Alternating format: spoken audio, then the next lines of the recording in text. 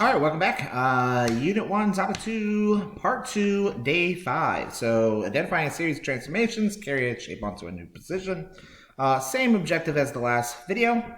It says, for the pictures below, show the axis of symmetry. So, this is not rotational symmetry, this is reflectional symmetry. So, if we could reflect this left side over onto this right side using that line. Same thing with this. If we forget about the shaded regions, so it just kind of depends.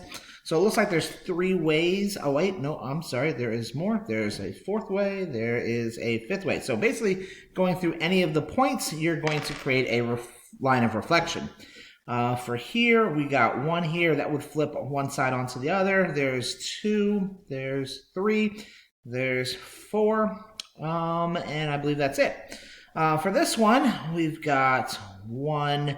So basically, we can go through all of these points, or we can go through in between. So that's 1, 2, 3, 4, 5, 6, 7, and 8. So a grand total of 8 different lines of reflection. All right, so just as I mentioned a second ago, this is basically a continuation of the last video. So this is an activity that you will do in order to identify transformations that would carry these shapes onto their pictures. For instance, if you translate this, down and to the right, you could then flip it over. So easiest way, I guess, would be to go down and to the right and then flip it over the y-axis, and then it would map over here onto that tree.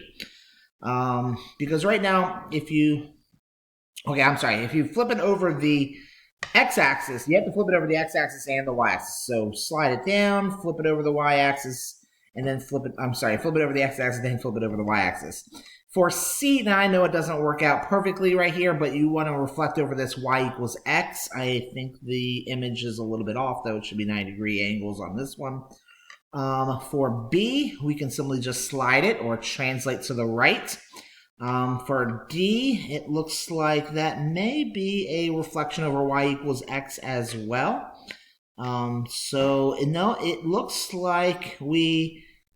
it could be a 180-degree rotation now. So now that I'm looking at it again, so it looks like it's going to be a rotation around the origin, and I'm just going by this top part right here.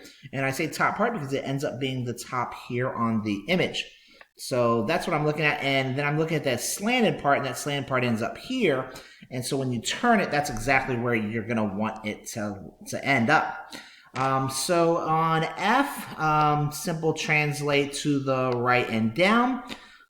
G, which is this point right here, so we could reflect it over the y-axis, then translate up and to the left. Due to the fact that it's a square, it really doesn't matter, if we reflect it over one way or the other, it's still going to be the exact same object. And H over here, so it looks like it's going to map onto this baseball diamond here. It's like in the exact correct position, so it looks like we just want to slide it simply to the right. And I think that is all of the objects. So I'm going to stop right there since we've already covered this concept, and thanks again for watching. Have a wonderful day.